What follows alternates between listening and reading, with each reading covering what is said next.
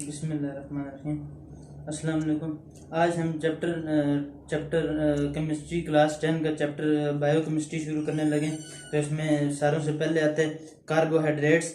तो carbohydrates are the most abundant class of the organic compound. ये most यानी जो ऑर्गेनिक कंपाउंड होते हैं उनमें ये जिस तरह के कार्बोहाइड्रेट हो जाते हैं, प्रोटीन्स हो जाते हैं और अमीनो एसिड्स वगैरह इसमें आ जाते हैं। और प्रोटीन, कार्बोहाइड्रेट्स और लिपिड्स में फैट्स एंड फैटी एसिड्स आ जाते हैं।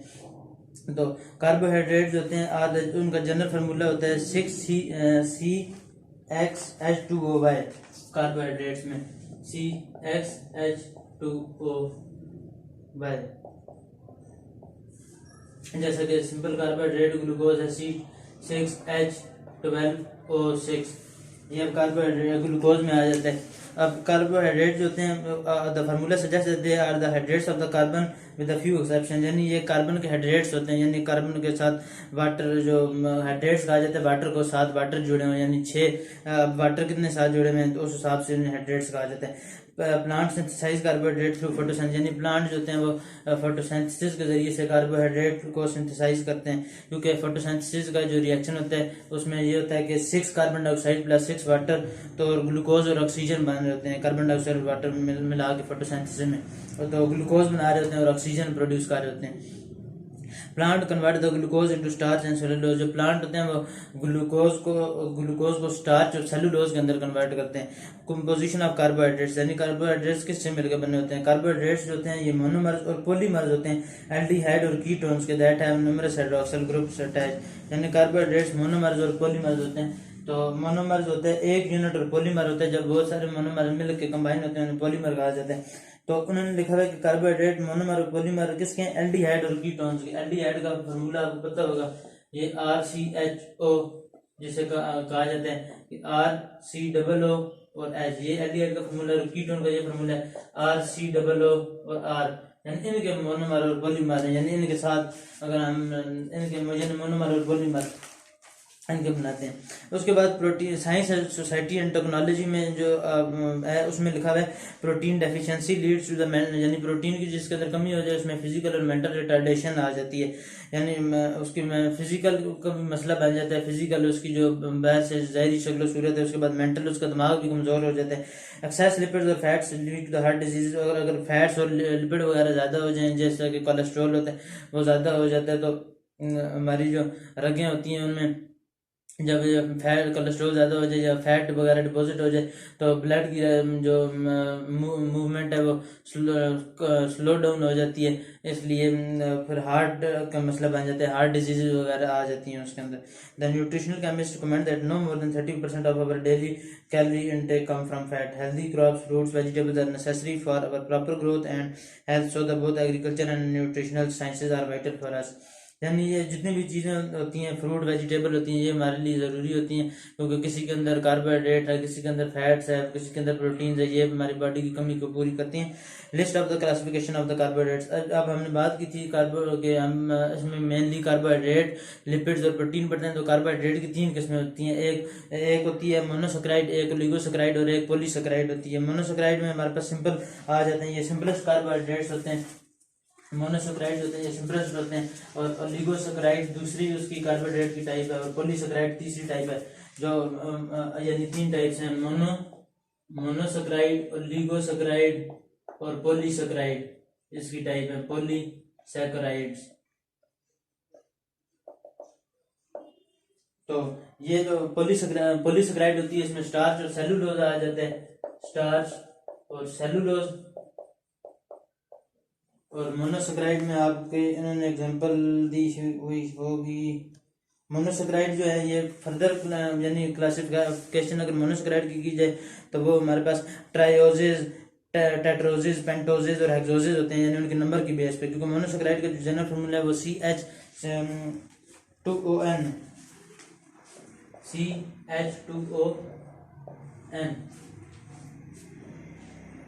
अब N वो कह रहे हैं कि 3 से लेकर 6 तक हो सकता है, यानी ट्राइओसिस, टेट्रोसिस, पेंटोसिस, हेक्सोसिस। तो वो कह रहे हैं कि ये सारों से सिंपलेस्ट कार्बोहाइड्रेट्स हैं, ये फर्दर हाइड्रोलाइज नहीं हो सकते, यानी फर्दर हाइड्रोलाइज यानी ये फर्दर इनकी ब्रेक डाउन नहीं हो सकती, यानी ये सिंपलेस्ट होते हैं। यानी जैसा कि पॉलीसेकेराइड है वो ब्रेक डाउन होके पहले डाइसेकेराइड में कन्वर्ट होता है, डाइसेकेराइड में फिर जो होता है वो कन्वर्ट होके फिर उसमें कन्वर्ट हो जाते हैं। पॉलीसेकेराइड जो है वो ओलिगोसेकेराइड में कन्वर्ट होते हैं या डाइसेकेराइड में, फिर वो ओलिगोसेकेराइड या डाइसेकेराइड जो होते हैं वो फिर मोनोसेकेराइड के अंदर कन्वर्ट होते हैं। बार उन्होंने ग्लूकोज का और फ्रक्टोज में आपस में एक स्ट्रक्चर बनाया हुआ है ग्लूकोज का और फ्रक्टोज का, और कहा है कि जो ग्लूकोज होता है उसमें एल्डिहाइड ग्रुप मौजूद होता है और जो फ्रक्टोज होता है उसमें कीटो ग्रुप मौजूद होता है, यानी ये इन दोनों का डिफरेंस है। तो और ग्लूकोज और फ्रक्टोज ये दोनों सिंपल ये मोनोसेकेराइड है, यानी ये मोनोसेकेराइड की एग्जांपल में आता है। फ्रक्टोज भी और ग्लूकोज भी बहुत है मॉलिक्यूलर फार्मूला दोनों का C6H12O6 होता है। ग्लूकोज पेंटा हाइड्रोक्सी एल्डिहाइड होता है, यानी पेंटा हाइड्रोक्सी यानी 5 हाइड्रोक्सिल ग्रुप इसके साथ मौजूद होते हैं और एक एल्डिहाइड में मौजूद होता है, क्योंकि और 6 टोटल कार्बन होते हैं ग्लूकोज में। फ्रक्टोज में भी पेंटा हाइड्रोक्सी कीटोन होता है, फ्रक्टोज होता है, यानी दोनों में ग्लूकोज और फ्रक्टोज में एल्डिहाइड और कीटोन का डिफरेंस है। उसके बाद आ जाता है डेक्स्ट्रोरोटेटिव और डेक्सट्रोज शुगर्स, यानी monosaccharide can rotate the plane of polarized light to the right clockwise direction, यानी जो मोनोसेकेराइड मॉलिक्यूल्स होते हैं वो प्लेन ऑफ पोलराइज्ड लाइट को राइट क्लॉकवाइज की तरफ रोटेट करते हैं, इसे डेक्स्ट्रोरोटेटिव कहा जाता है। They are called dextrorotative dextrose sugar. इसमें फिर ग्लूकोज, मनोज इसकी एग्जांपल आ जाती है, और ग्लैक्टोज या डेक्सट्रोज शुगर है, यानी जो प्लेन ऑफ पोलराइज को राइट यानी क्लॉकवाइज में रोटेट करे, यानी जैसा कि और जो इसे प्लस भी कहा जाता है, और लेवोरोटेटिव जो होता है उसे नेगेटिव कहा जाता है। तो ये जो है ये डेक्स्ट्रोरोटेटिव यानी प्लस है। तो उसके बाद आ जाते हैं इज ग्लूकोज और pentose, no glucose is hexose, glucose hexose होता है। आगे साइंस सोसाइटी और टेक्नोलॉजी में लिखा हुआ है use of dextrose and drips, यानी ड्रिप्स के अंदर हम डेक्सट्रोज इस्तेमाल करते हैं ग्लूकोज की, जिसमें पानी की कमी हो जाती है, लोग ग्लूकोज की बोतलें वगैरह लगाते हैं, कमजोरी हो जाता है भी लगाते हैं, तो ड्रिपों की बोतलें लगती हैं। उसके बाद आ जाते हैं what is the chemical nature of oligosaccharide, यानी ओलिगोसेकेराइड का केमिकल नेचर क्या है। अब दूसरी टाइप को डिस्कस किए जाने लगे, यानी ओलिगोसेकेराइड इसकी दूसरी टाइप है कार्बोहाइड्रेट की, जो कि मोनोसेकेराइड से थोड़ी कम्प्लेक्स होती है और पॉलीसेकेराइड से थोड़ी सिंपलेस्ट होती है। तो उन्होंने कहा है कि carbohydrate which upon hydrolysis give hydrolysis form the 2 to 9 molecules of monosaccharide और सिंपल शुगर, यानी जो 2 से 9 मॉलिक्यूल्स मोनोसेकेराइड के दे उसे ओलिगोसेकेराइड कहा जाता है। जो हाइड्रोलाइसिस पे 2 से 9 मोनोसेकेराइड सिंपल यूनिट्स दे, यानी ये जो ओलिगोसेकेराइड होता है ये इसकी हाइड्रोलाइसिस ये टूट के फिर मोनोसेकेराइड के अंदर कन्वर्ट हो जाते हैं। का क्लासिफिकेशन ऑफ ओलिगोसेकेराइड में डाइसेकेराइड आ जाते हैं, ट्राइसेकेराइड आ जाते हैं। प्रीफिक्स डाई, ट्राई और tetra penta indicate the number of monosaccharide units, यानी ये मोनोसेकेराइड के कितने यूनिट्स हैं। फर्ज करो कोई ओलिगोसेकेराइड टूट के ट्राइसेकेराइड के अंदर कन्वर्ट हुआ है, तो ये बता रहे हैं ट्राइसेकेराइड ये बता रहा है कि ये 3 यूनिट्स हैं, यानी 3 ट्राई से 3 यानी 3 ये मोनोसेकेराइड दे रहे हैं। अगर ये ओलिगोसेकेराइड अगर कन्वर्ट हो रहा है, ओलिगोसेकेराइड हाइड्रोलाइज होकर टूट रहे, ओलिगोसेकेराइड हाइड्रोलाइज होकर ट्राइसेकेराइड के अंदर कन्वर्ट हो रहा है, तो इट मीन ये 3 मोनोसेकेराइड के यूनिट्स दे रहे हैं। उसके बाद आ जाता है ये they produce they are white crystalline solids होते हैं, दे उनका स्वीट टेस्ट होता है और ये पानी के अंदर सॉल्युबल होते हैं। उसके बाद जैसा कि उन्होंने इसमें 3 एग्जांपलें आ जाती हैं ओलिगोसेकेराइड में, सुक्रोज, लैक्टोज और माल्टोज। सुक्रोज, लैक्टोज और माल्टोज। माल्टोज जो होता है वो ग्लूकोज प्लस ग्लूकोज होता है, लैक्टोज और जो लैक्टोज होता है वो ग्लूकोज और गैलेक्टोज होता है, ग्लूकोज प्लस गैलेक्टोज। और जो सुक्रोज होता है वो ग्लूकोज प्लस फ्रक्टोज होता है। ये गैलेक्टोज को जीएल से रिप्रेजेंट नहीं करते, ये मैंने आसानी के लिए लिखा है क्योंकि टाइम ताकि वेस्ट ना हो, तो इसलिए मैंने जीएल लिख देता हूँ, लेकिन ये इसको रिप्रेजेंट गैलेक्टोज को जीएल से नहीं करते, आप लोगों ने पूरे रखना होगा। उसके बाद आ जाती है classify the self assessment exercise 13.1 classify sucrose, lactose, maltose as mono, di और ट्राई, यानी जो सुक्रोज होता है वो कंसिस्ट ऑफ द 2, क्योंकि हमने पढ़ा कि सुक्रोज ग्लूकोज और फ्रक्टोज के अंदर कन्वर्ट हो रहा है, तो ये 2 मोनोमर दे रहा है, तो इट इज अ डाइसेकेराइड, इसलिए ये डाइसेकेराइड होता है। बाकी भी डाइसेकेराइड हैं क्योंकि वो दो मोनोसेकेराइड दे रहे हैं। उसके बाद आ जाते हैं गैलेक्टोज मोनोसेकेराइड होता है, इस गैलेक्टोज ऑफ मोनोसेकेराइड, यानी सेल्फ 13.1 जो सेल्फ असेसमेंट है वो उसमें दूसरा क्वेश्चन उन्होंने पूछा है कि गैलेक्टोज क्या मोनोसेकेराइड है, तो गैलेक्टोज इज अ मोनोसेकेराइड होता है because it can not be hydrolysed and consist of only 1 unit, क्योंकि ये मोनोसेकेराइड है, ये आगे फर्दर हाइड्रोलाइज नहीं हो सकता। एंड जो ओलिगोसेक्राइड उसमें ये तीन ही आते हैं, सुक्रोज, लैक्टोज और माल्टोज। उसके बाद आ जाता है रेफिनोज, जो होता है हाइड्रोलाइजेज फॉलोजेज रेफिनोज और डाइसेक्राइड। तो उन्होंने कहा है कि ये रेफिनोज जो होता है ये ट्राइसेक्राइड होता है, क्योंकि ये कन्वर्ट होकर तीन C6H12O6 यानी इसके तीन मॉलिक्यूल देता है, तो 3 मोल देता है, तो इसलिए ये ट्राइसेक्राइड है। उसके बाद आ जाती है कि list the sources of sucrose, lactose और माल्टोज, यानी सुक्रोज और लैक्टोज और माल्टोज की उन्होंने कहा है कि लिस्ट 3 एग्जांपल ऑफ मोनोसेक्राइड की 3 एग्जांपल हैं, तो उसमें जारी बात है ग्लूकोज आ जाती है, गैलेक्टोज आ जाती है। 3 एग्जांपल डाइसेक्राइड की वो आप बता चुके, सुक्रोज, लैक्टोज, माल्टोज। पॉलीसेक्राइड की अगर 2 एग्जांपल दी जाए तो स्टार्च और सेलुलोज होती है, और ग्लाइकोजन, ये पॉलीसेक्राइड की एग्जांपल है। सुक्रोज जो होती है is obtain in sugar, sucrose होती है शुगर केन के अंदर मौजूद होती है, शुगर बीट की, यानी ये मीठी होती है, हनी, फ्रूट, मीठी चीज़ों में। उसके बाद माल्टोज होती है, ये दलियों में पाई जाती है, और बियर में, सीरियल में, पोटैटोज में पाई जाती है। और जो लैक्टोज होते हैं वो मशहूर है, यानी मिल्क के अंदर पाई जाती है, डेयरी प्रोडक्ट्स के अंदर। उसके बाद प्रोटीन्स क्या होते हैं? Protein complex nitrogenous base substances होते हैं that produce amino acid on complete hydrolysis. जो प्रोटीन होते हैं वो अमाइनो एसिड देते हैं हाइड्रोलाइसिस में, और ये भी बायोकेमिस्ट्री में आ जाता है। जो मैंने कहा था कार्बोहाइड्रेट डिस्कस करते हैं, प्रोटीन और लिपिड डिस्कस करते हैं, तो प्रोटीन कन्वर्ट होकर अमीनो एसिड के अंदर टूट जाता है, और इसके सिंपलेस्ट अमीनो एसिड की चेन से बना होता है, और पेप्टाइड बॉन्ड बीच में मौजूद होता है, आपस में प्रोटीन की लंबी लंबी चेन होती है। और प्रोटीन का काम क्या होता है कि protein transport and store oxygen and nutrients, ये ट्रांसपोर्ट करता है और स्टोर करता है ऑक्सीजन को और न्यूट्रिएंट्स की ट्रांसपोर्टेशन में। तो protein act as a catalyst for thousand of reaction that makes the life possible, यानी ये कैटलिस्ट के तौर पर एक्ट करता है, यानी कैटलिस्ट ये होता है जो एक्टिवेशन एनर्जी को कम कर देता है और स्पीड अप द रिएक्शन कर देता है, केमिकल रिएक्शन को स्पीड अप कर देता है। यानी कैटलिस्ट ऐसा नहीं होता कि ये नॉन स्पॉन्टेनियस को स्पॉन्टेनियस में कन्वर्ट कर दे, कैटलिस्ट सिर्फ ये होता है कि वो रिएक्शन की स्पीड को खाली तेज करता है, क्योंकि एक होता है रिएक्शन हो ही ना सकना। ये कैटलिस्ट ऐसा नहीं होता कि नॉन पॉसिबल रिएक्शन को पॉसिबल में कन्वर्ट कर दे, ऐसा नहीं होता।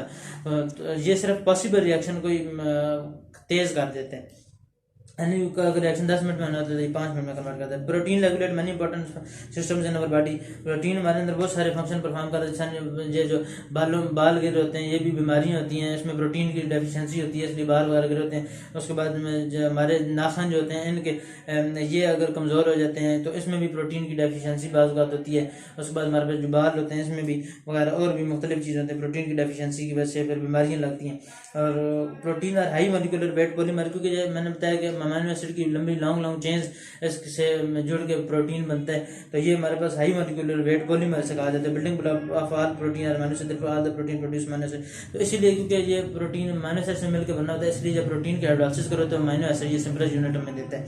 अमीनो एसिड दो फंक्शनल ग्रुप्स होते हैं, उसमें कौन कौन से 2 फंक्शनल ग्रुप होते हैं? एक तो हमारे पास अमीन ग्रुप मौजूद होता है और एक कार्बोक्सिल ग्रुप मौजूद होता है। अमीन आपको पता है बेसिक होता है, कार्बोक्सिल ग्रुप एसिडिक होता है, तो ये बेसिकली ओवरऑल न्यूट्रल होते हैं। तो none of the growth occurs in first 2 years of life. Do you know में ये चीज़ लिखी होगी कि मोस्ट ऑफ द ग्रोथ जो होती है वो अकर करती है ज़िंदगी के पहले 2 सालों में। द ह्यूमन का जो दिमाग होता है वो reach full size by this age, इस एज में उसका पूरा जो दिमाग होता है फुल अपने साइज पे पहुंच जाते हैं। प्रोटीन की डेफिशिएंसी लीड तो बहुत फिजिकल एंड मेंटल रिटार्डेशन, अगर प्रोटीन की डेफिशिएंसी हो तो इंसान का दिमाग कमजोर रह जाते हैं, छोटे रह जाते हैं। आगे साइंस टेक्नोलॉजी और साइंस में एंजाइम के बारे में लिखा है कि एंजाइम मतलब लार्ज प्रोटीन मॉलिक्यूल, जो एंजाइम होते हैं वो लार्ज प्रोटीन मॉलिक्यूल्स होते हैं दैट आर बायोलॉजिकल कैटलिस्ट, और ये बायोलॉजिकल कैटलिस्ट होते हैं। एंजाइम भी यही होते हैं, यानी प्रोटीन मॉलिक्यूल होते हैं, ये कैटलिस्ट को तौर पर एक्ट करते हैं, यानी किसी भी केमिकल रिएक्शन को स्पीड अप कर देते हैं। और एंजाइम जो होते हैं वो वेरी स्पेसिफिक इन नेचर होते हैं, यानी एक खास एंजाइम जो होता है वो वर्क करता है। स्टार्च के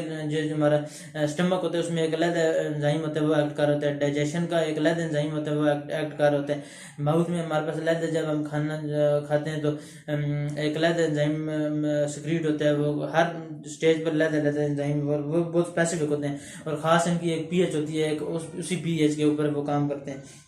And the detergent they are used for the production of the sweetener, chocolate syrup, bakery produce, infant foods, detergent to remove food stains, यानी food stains को remove करने के लिए डिटर्जेंट्स में इस्तेमाल होते हैं डिटर्जेंट्स। उसके बाद enzyme are also commercially important, they are use in the production of sweeteners, यानी ये स्वीटनर्स की प्रोडक्शन, यानी ये जो चाय के अंदर डाले जाते हैं, कैंडल टैबलेट हो जाती है, शुक्राल टैबलेट हो जाती है, ये बेकरी प्रोडक्ट्स में, इन्फेंट फूड्स में, डिटर्जेंट्स में डाले जाते हैं, सर्फ के अंदर to remove the food stains. in cheese making and pulp industry to remove the sticky matter to prepare fabrics for clothes. For example, enzyme के आखिर में ASE, अक्सर अमूमन एंजाइम के आखिर में ASE आ जाता है, जैसे lipase, invertase, जाइमेज, diastase. Mileage is use in bread making, यानी डबल रोटी बनाने के लिए माइलेज इस्तेमाल होता है। उसके बाद lactase is use in infant food, यानी बच्चों के जो खाने के अंदर इन्फेंट जो बच्चे होते हैं उनके अंदर लैक्टेज एंजाइम इस्तेमाल किए जाते हैं उनके खानों में। ख्वाशकी और एक बीमारी है जो कि प्रोटीन की और विटामिन की डेफिशिएंसी की वजह से लगती है और उसे ख्वाशकी और कहा जाता है। और इसमें बंदे की ग्रोथ रुक जाती है, स्किन की डिस्कलरेशन होती है, कलर चेंज हो जाता है स्किन का और हेयर का, और स्वोलन बेली और मेंटल एपैथी और दिमागी कमजोरी हो जाती है, दिमाग छोटा रह जाता है। उसके बाद what are the two functions are found in amino acid, यानी सेल्फ असेसमेंट एक्सरसाइज 13.3 है। वो कहना है कि प्रोटीन और अमीनो एसिड की डेफिनेशन लिखो। तो प्रोटीन के are complex nitrogen bases that produce amino acid, यानी प्रोटीन ये कम्प्लेक्स नाइट्रोजन बेसिस होते हैं जो कि हाइड्रोलाइसिस पे अमीनो एसिड प्रोड्यूस करते हैं, क्योंकि ये अमीनो एसिड से मिलकर बने होते हैं, इसीलिए इनकी हाइड्रोलाइसिस से अमीनो एसिड प्रोड्यूस होते हैं। अमीनो एसिड का फिर आगे NH2 से और कार्बोक्सिलिक एसिड मौजूद होते हैं अमीनो एसिड के अंदर, और इनका डाइपेप्टाइड बॉन्ड होता है। ये मैं आपको लिख देता हूँ, यानी NH2 CRH और ये COOH प्लस H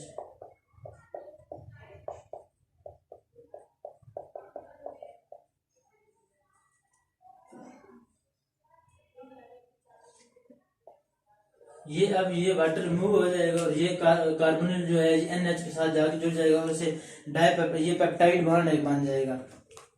तो ये पेप्टाइड लिंकेज होती है, यानी ये कार्बोनिल, फिर जब अगला स्टेप लिखेंगे तो ये H2O निकल जाएगा, ये वाला जो वाटर बने, और ये कार्बन जो है ये इस नाइट्रोजन के साथ जाके जुड़ जाएगी और ये पेप्टाइड बॉन्ड बन जाएगा। पेप्टाइड लिंकेज भी कहते हैं। एसेंशियल अमीनो एसिड होते हैं जो कि हमारी बॉडी खुद नहीं बनाती। दो किस्म के अमीनो एसिड होते हैं, एक एसेंशियल एक नॉन एसेंशियल। एसेंशियल होते हैं जो कि बॉडी खुद नहीं बनाती, इसलिए उन्हें एसेंशियल कहा गया, क्योंकि हमें वो ज़्यादा ज़रूरत होते हैं, हमें रिक्वायरमेंट, फिर हम फूड के ज़रिए से वो लेते हैं। एक नॉन एसेंशियल होते हैं जिसकी हमें ज़रूरत नहीं होती, क्योंकि हमारी बॉडी खुद ही बना रही होती है वो।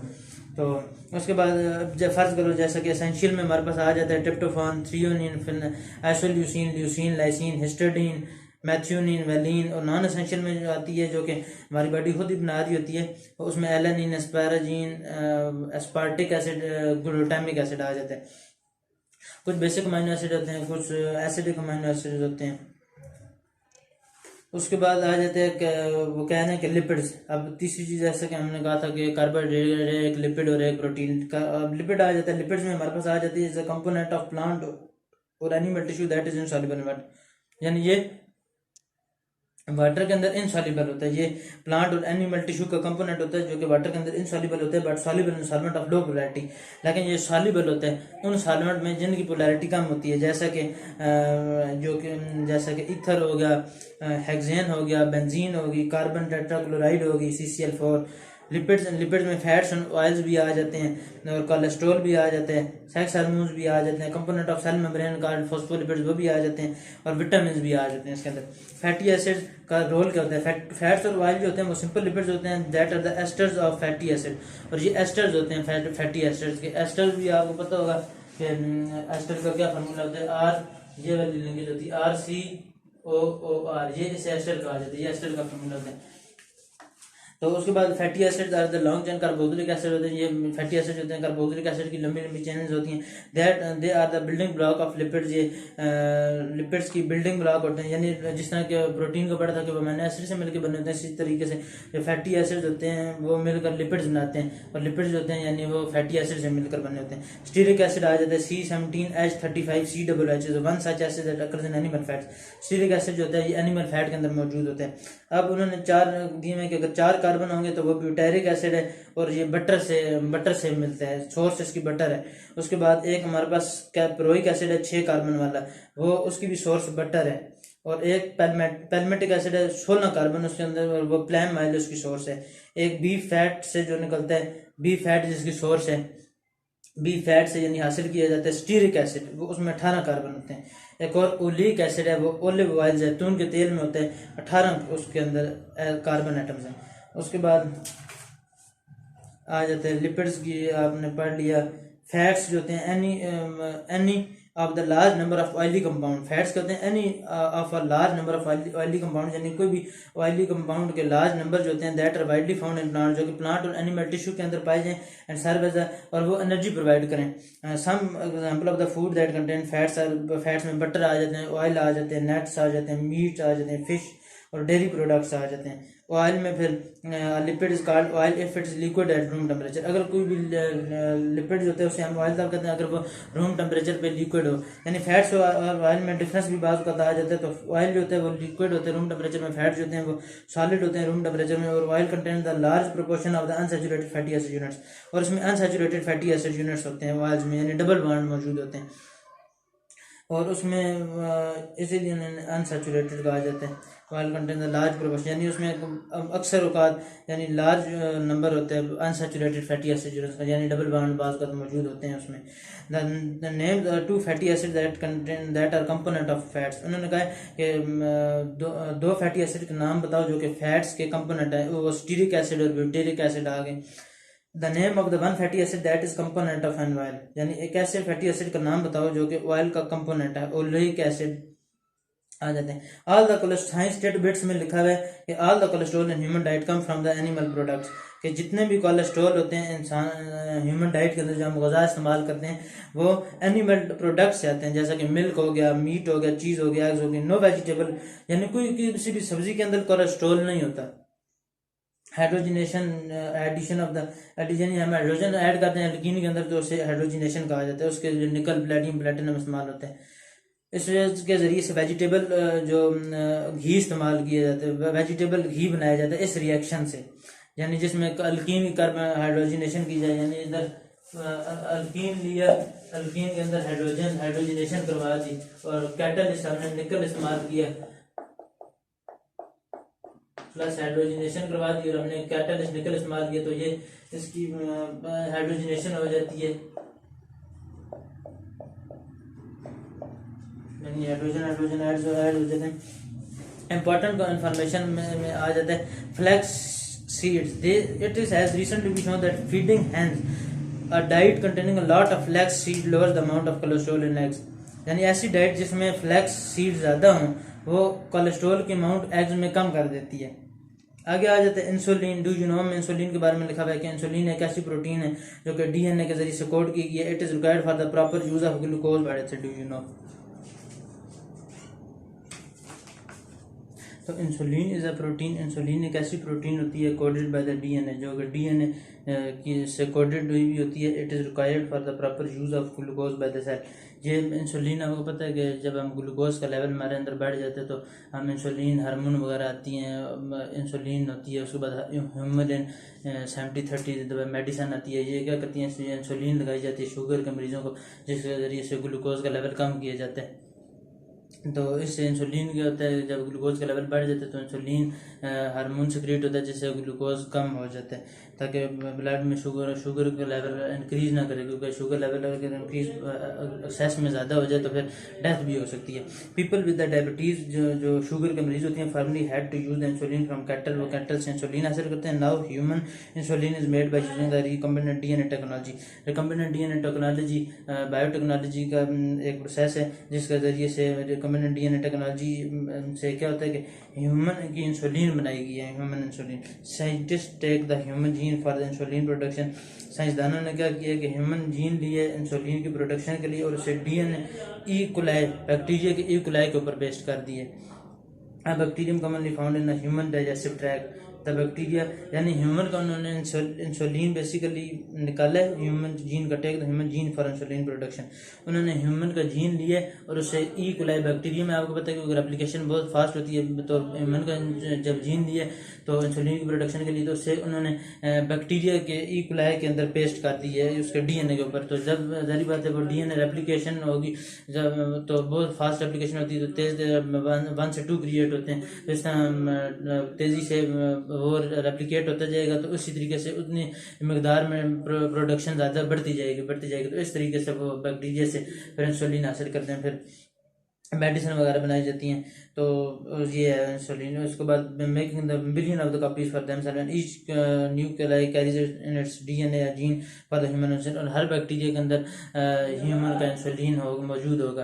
तो इस तरीके से nuclear describe the importance of nucleic acid, यानी न्यूक्लिक एसिड की इंपॉर्टेंस क्या है। न्यूक्लिक एसिड जो होते हैं वो लार्ज बायोलॉजिकल मॉलिक्यूल्स होते हैं essential for all non forms of the life. तो न्यूक्लिक एसिड जो होते हैं ये लार्ज बड़े बायोलॉजिकल मॉलिक्यूल्स होते हैं जो कि बहुत ज़रूरी होते हैं for the all non forms of the life की ज़िंदगी की जितनी भी फॉर्म्स होती हैं उनमें ये जाने जाते हैं। और ऑल ये बहुत अहम होते हैं, यानी इनका बहुत अहम रोल होता है। दे इंक्लूड, इसमें डीएनए और आरएनए हो जाता है। डीएनए से डीऑक्सी राइबो न्यूक्लिक एसिड आ जाता है और आरएनए से राइबो न्यूक्लिक एसिड आ जाता है। More than 100 years ago a Swiss biochemist discovered a class of the nitrogen containing compound nuclei of the cells। एक बायोकेमिस्ट था, उसने नाइट्रोजन कंटेनिंग कंपाउंड्स को डिस्कवर किया था सेल के न्यूक्लियस के अंदर। दीज नाइट्रोजन कंटेनिंग कंपाउंड, तो ये वाले जो नाइट्रोजन कंटेनिंग कंपाउंड्स होते हैं विच वर फर्स्ट ऑब्टेन, जो कि हासिल किए गए थे फ्रॉम द पस ऑफ इन्फेक्टेड बाउंड्स, उन्हें न्यूक्लिक एसिड कहा जाता है, जो कि पस ऑफ इन्फेक्टेड बाउंड से हासिल किए जाते हैं। जो इन्फेक्टेड जख्म वगैरह होते हैं बाउंड्स, उन्हें कहा जाता है, उनसे उनकी पस से हासिल किए गए थे। उसने नाम इनका रखा था nucleic acid. Importance of nucleic acid, nucleic acid क्यों जरूरी है, क्योंकि ये हर लिविंग सेल के अंदर पाए जाते हैं न्यूक्लिक एसिड, और ये इंफॉर्मेशन के तौर पर और सेल के कंट्रोल सेंटर के तौर पर काम करते हैं। तो उसमें न्यूक्लिक एसिड का स्ट्रक्चर क्या होता है कि लॉन्ग चेन मॉलिक्यूल होते हैं जो कि न्यूक्लियोटाइड से बने हुए होते हैं, और उसमें 3 चीज़ें आ जाती हैं, एक नाइट्रोजन बेस आ जाती है, एक फॉस्फेट ग्रुप आ जाती है, और एक पेंटोज शुगर आ जाता है। एटीपी का भी तकरीबन यही स्ट्रक्चर होता है, उसमें एक एडेनिन बेस होती है और एक साथ रिबोज शुगर लगा होता है, और साथ एक फॉस्फेट ग्रुप लगा होता है, तीन फॉस्फेट ग्रुप लगे होते हैं। काइंड ऑफ न्यूक्लिक एसिड 2 किस्म के होते हैं, डीएनए आरएनए। डीएनए का फंक्शन क्या होता है कि DNA can store and transmit all genetic information के ऑर्गेनिज्म को बनाने के ये जेनेटिक इन्फॉर्मेशन के तौर पर एक्ट करता है, जो कि एक फादर से या पेरेंट से ऑफस्प्रिंग में जो जेनेटिक इन्फॉर्मेशन जा रही होती है उसके जरिए से ये जाते हैं। डीएनए फिंगरप्रिंटिंग भी होती है, जिसके जरिए से मुजरिमों का वो फिंगरप्रिंट वगैरह डिटेक्शन की जाती है, फिर उनसे कल्प्रेट का पकड़ा जाता है। For instant in human beings जो सिंगल फर्टिलाइज हमारे पास जो एग होता है carry the information for making the legs, इसमें लेग्स बनाए, इसमें एक जो single nucleic acid single fertilize egg होता है, फर्टिलाइज एग सेल होता है, वो कैरी करता है इन्फॉर्मेशन। उसमें इन्फॉर्मेशन होती है लेग्स बनाने के लिए भी इन्फॉर्मेशन, हैंड्स बनाने के लिए लिवर भी, जिगर भी, गुर्दे भी, सारी चीज़ें बनाने की इन्फॉर्मेशन उसके अंदर स्टोर हुई होती है। DNA found in the primary cell के न्यूक्लियस के अंदर डीएनए पाया जाता है। How discover the structure of DNA, DNA का स्ट्रक्चर किसने डिस्कवर किया था, वो वाटसन और फ्रांसिस क्रिक ने किया था। देवर वाडिडा 1962 में उनको नोबेल प्राइज दिया गया था। DNA exist in the form of two strands, DNA 2 strands के फॉर्म में एग्जिस्ट करता है, ट्विस्टेड अराउंड ईच अदर, जो कि आप आपस में एक दूसरे से ट्विस्ट हुए होते हैं। जैसा कि अगर मैं इधर स्ट्रक्चर ड्रा करता हूँ तो इस तरह होता है, इस तरह ट्विस्ट हुए होते हैं, ये डीएनए का स्ट्रक्चर होता है इस तरह। तो twisted around each other spiral formation में इसे डबल हेलिक्स कहा जाता है, क्योंकि ये 2 चेन, ईच चेन, हर चेन और stand is made up of deoxy ribose, और हर चेन जो होती है ये डीऑक्सी राइबोज शुगर से बनी होती है, फॉस्फेट ग्रुप और नाइट्रोजन बेस से बनी होती है। The strand are held together by the hydrogen, और स्टैंड आपस में हाइड्रोजन बॉन्ड से जुड़े हुए होते हैं। The strand are held together by hydrogen bond. The order of the base pair in the strand, जो कि ऑर्डर होता है बेस पेयर का स्टैंड के अंदर, इज द कोड, वो एक कोड होता है जो इन्फॉर्मेशन को स्टोर करता है, which is use to produce protein, और वो इस्तेमाल होता है प्रोटीन को प्रोड्यूस करने में। Function of the DNA, DNA का फंक्शन क्या होता है, ये जेनेटिक इन्फॉर्मेशन को स्टोर करता है जो कि एक जनरेशन से दूसरी जनरेशन में जाती है। आरएनए क्या होता है, आरएनए सिंगल स्टैंड के फॉर्म में एग्जिस्ट करता है, और वो राइबोज शुगर, फॉस्फेट ग्रुप और नाइट्रोजन बेस से बना होता है। उसके बाद RNA synthesise from the DNA to transmit genetic information, जो आरएनए वो डीएनए से सिंथेसाइज किया जाता है ताकि जेनेटिक इन्फॉर्मेशन को ट्रांसमिट किया जाए, ट्रांसफर किया जाए एक जगह से दूसरी जगह पे। RNA is responsible for direct synthesis of the new protein, RNA जो होता है ये प्रोटीन की सिंथेसिस में अहम रोल प्ले करता है। आरएनए जो होता है वो रिसीव करता है और रीड करता है, डीकोड करता है और इस्तेमाल करता है जेनेटिक इन्फॉर्मेशन को डीएनए जो कि डीएनए से आई होती है ताकि प्रोटीन वो बना सके, यानी डीएनए से कलेक्ट करता है इन्फॉर्मेशन और फिर प्रोटीन बना देते हैं। अब आ जाता है कि डिफरेंस क्या होता है डीएनए और आरएनए में। डीएनए की जो बेसिस होती है वो एडेनिन, थायमीन, गुआनिन और साइटोसिन होती है, और आरएनए की जो होती है वो थायमीन की जगह यूरेसिल आ जाती है। उसके बाद डीएनए में डीऑक्सी राइबोज शुगर होता है, आरएनए में राइबोज शुगर होता है सिर्फ, और डीएनए जो होता है वो डबल स्टैंडर्ड होता है, आरएनए जो होता है वो सिंगल स्टैंडर्ड होता है। और उसके बाद आ जाती है introduction of the vitamins. Introduction to the vitamin. In 1887, Dutch scientist Ajik Man discovered the polished rice lacked something found in the hull. Lack of the something caused the disease beriberi, यानी इसकी जो किसी चीज़ की deficiency से berry बीमारी लगी है। British scientist ने एक्सपेरिमेंटली प्रूव किया कि इन एडिशन टू के कार्बोहाइड्रेट, फैट और प्रोटीन के अलावा एक और चीज़ भी ज़रूरत होती है, certain missing factors were also needed to certain, जो कि ग्रोथ के लिए बहुत ज़रूरी होती हैं। फिर उसका नाम रखा गया विटामिन, और ये वर्ड निकला था वाइटा से meaning life for these missing factors. Through thought he thought that all these factors के ये जो था कैश्मीर फंग था, ये पॉलिश बायोकेमिस्ट्रिस्ट ने नाम रखा था विटामिन। तो ये इसने सोचा कि जो जितने भी फैक्टर होते हैं जो कि अमाइनो ग्रुप कंटेन करते हैं, हाउएवर द फाइनल ई, लेकिन जो ई है वो ड्रॉप कर दिया गया था, हटा दिया गया था। It was found that all these factor के ये जितने भी फैक्टर होते हैं ये अमीन्स नहीं होते। पहले अमीन की वजह से इनका नाम वाइटामिन रखा गया था, यानी वाइटा और साथ IMNE साथ ही रखा गया था, क्योंकि जितने भी होते हैं ये सारे अमीन ग्रुप कंटेन करते हैं। लेकिन जब बाद में पता चला था कि ये सारों में अमीन नहीं होता, तो फिर ई का लफ्ज़ हटा दिया गया, सिर्फ विटामिन रख दिए थे। तो हमारे पास मुख्तलिफ किस्म के विटामिन होते हैं, जिसमें ABC आ जाते हैं और DE K आ जाते हैं। ये कुछ सोर्सेज होती हैं। ए जो विटामिन होता है वो मिल्क, फिश, दूध में, मछली में और ऑयल में पाया जाता है, और ये आंखों के लिए और स्किन के लिए ज़रूरी है। और अगर एक की डेफिशिएंसी हो तो नाइट ब्लाइंडनेस हो जाती है, यानी रात के बाद उसे फिर उसकी नाइट ब्लाइंडनेस हो जाती है, रात के वक्त वो कलर्स को डिफ्रेंशिएशन नहीं कर सकता। तो ये मुख्तलिफ राड्स और कॉन्स वगैरह का आगे कॉन्सेप्ट आ जाते हैं। बहरहाल कोई बीमारी नाइट ब्लाइंडनेस लग जाती है और फिर ये रात के वक्त वो फिर उसे नज़र नहीं आता। उसके बाद बी विटामिन जो बी होता है वो ब्रेड में, चावल में पाया जाता है, रोटी में पाया जाता है, और फ्रेश ग्रीन वेजिटेबल, ये पालक होगी, साग होगा, इनमें पाया जाता है। और जो और इसका काम क्या होता है विटामिन बी का, कि एनर्जी प्रोडक्शन, ये सेल में एनर्जी प्रोड्यूस करता है, और ये अगर इसकी डेफिशिएंसी हो जाए तो फिर अनीमा यानी खून की कमी हो जाती है। उसके बाद स्किन जल्द की बीमारियां लग जाती हैं, टंग इन्फ्लेमेशन हो जाती है। उसके बाद विटामिन सी जो होती है ये अगर ये जो होती है इसकी ऑरेंज वगैरह में पाया जाता है, टमाटो में पाया जाता है, नींबू वगैरह में पाया जाता है। और ये इसका काम क्या होता है, ये blood vessels, gums, healing wound and preventing colds, ये हीलिंग वाउंड्स यानी जख्म को ठीक करने में मददगार साबित होता है। और ये अगर इसकी डेफिशिएंसी हो जाए, स्कर्वी एक बीमारी है वो लग जाती है। और विटामिन डी जो होता है ये हड्डियों और दांतों के लिए मुफीद है, और ये सारी बात है दूध और अंडे वगैरह में पाया जाता है। और इसकी डेफिशिएंसी की वजह से रिकेट्स और ऑस्टियोमलेशिया हो जाता है, और इसके लिए मेडिसिन जो होती है वो दी जाती है, इन ड्रॉप डी इंजेक्शन होते हैं वो दी जाती है, कालसान डी एक टैबलेट है वो दी जाती हैं। उसके बाद और भी कई दवाइयाँ आती हैं विटामिन डी के लिए। उसके बाद विटामिन ई के लिए यहाँ कैप्सूल वगैरह होते हैं। और लेकिन ये इसकी जो सोर्स है ये रिच एग्स होती है, ग्रीन वेजिटेबल्स होती हैं, और ये एंटीऑक्सीडेंट के तौर पर काम करते हैं। Haemolysis of red blood cells and sterility, ये दो बीमारियां होती हैं, स्टेरिलिटी और haemolysis of red blood cells, यानी इनफर्टिलिटी भी बाज़ औक़ात हो जाती है अगर विटामिन ई की डेफिशिएंसी हो जाए। तो इसके लिए इवियान कैप्सूल वगैरह मिलते हैं, तो वो लोग इस्तेमाल करते हैं। उसके बाद और भी कई मेडिसिन होती हैं ये विटामिन ई की, और ये पाए जाते हैं एग्स, अंडों वगैरह में पाए जाते हैं। और विटामिन जो के होते हैं वो फ्रेश ग्रीन वेजिटेबल्स में पाए जाते हैं। और क्लॉटिंग, इसका काम ये होता है कि ये ब्लड की क्लॉटिंग करते हैं, खून को जमाते हैं। अगर ब्लड की क्लॉटिंग ना होती तो अगर फर्ज करो ब्लड अगर किसी को जख्म लगता है, ब्लड बहता जाता है, तो उसके अंदर खून की बहुत ज़्यादा कमी हो जाती है, ब्लड बहना रुकता ही नहीं।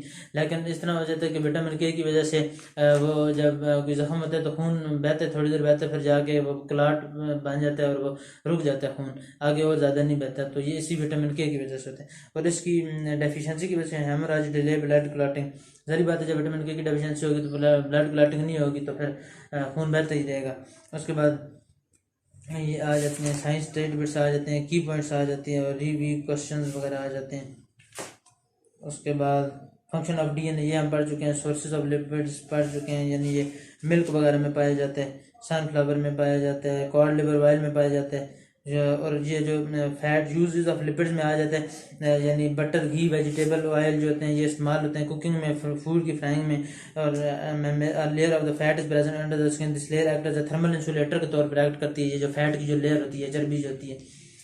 उसके बाद आ जाती है, यानी उसके बाद इसकी यानी लिपिड्स के यूजेस अगर हम पढ़ें तो लिपिड्स के और फैट के यूज, फैट जो होते हैं वो डेलिकेट ऑर्गन, ये शॉक्स से बचाते हैं। यानी हम अगर फर्ज करें अगर फैट की लेयर ज़्यादा होगी तो हम अगर हमारे हाथ गीले होंगे और हम किसी करंट वाली हम स्विच ऑन कर देते हैं इलेक्ट्रिसिटी का, तो हमारे बाज़ का करंट लोगों को जल्दी ज़्यादा लग जाता है और वो जल्दी मार जाते हैं। लेकिन बाज़ का जो होता है कि लेयर, क्योंकि चर्बी ज़्यादा होती है, फैट की लेयर ज़्यादा होती है, इसलिए वो जो इलेक्ट्रिसिटी इतनी जल्दी पास नहीं करती, यानी कम मकदार में पास करती, तो उसकी वजह से शॉक से बंदा बच भी जाता है पास का। और ये हमारे ख़ास तौर पे हमारे हार्ट जो होती है, दिल और गुर्दे को इंजरी से बचाती है। उसके बाद लिपिड में विटामिन भी आ जाते हैं। कुछ लिपिड जो होते हैं विटामिन ए, डी और ई भी प्रोवाइड करते हैं।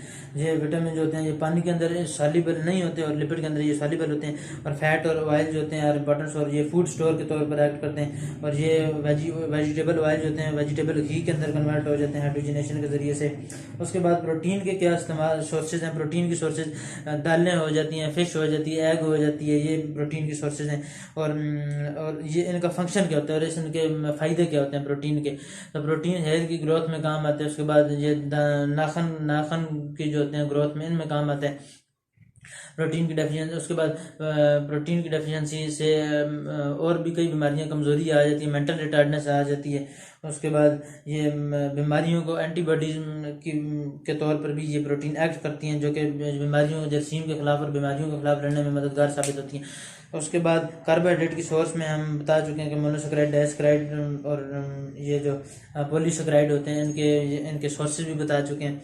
और यूजेस ऑफ कार्बोहाइड्रेट के अगर यूजेस की बात करें तो they serve as a food source for ये तकरीबन 1 gram of glucose provide 15.6 kilo joule of energy ये देते हैं। और कार्बोहाइड्रेट ये सुक्रोज जो होती है ये टेबल शुगर के तौर पर इस्तेमाल होती है। उसके बाद वुड जो होती है used to make paper, wood लकड़ी से पेपर बनाया जाता है।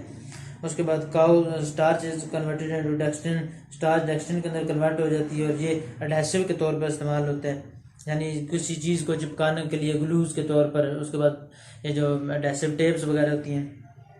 Starch is used to make rectified spirit, fermentation process के थ्रू स्पिरिट बनाया जाता है, रेस्टिफाइड स्पिरिट। उसके बाद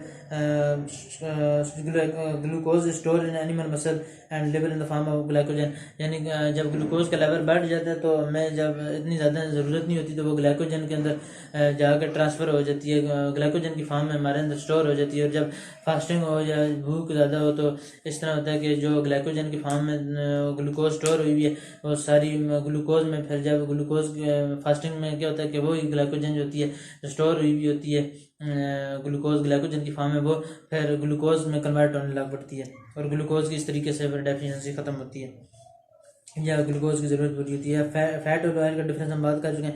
फैट जो होते हैं वो सॉलिड होते हैं रूम टेम्परेचर पर, और ऑयल जो होते हैं वो लिक्विड होते हैं रूम टेम्परेचर पर। फैट जो होते हैं वो सैचुरेटेड होते हैं, सिंगल बॉन्ड होते हैं, और जो ऑयल होते हैं वो अनसैचुरेटेड होते हैं। फैट जो होते हैं वो ज़्यादातर एनिमल बनाते हैं मोस्टली, और ऑयल जो होते हैं वो मोस्टली प्लांट्स बनाते हैं। विटामिन हमने पढ़ लिए थे। उसके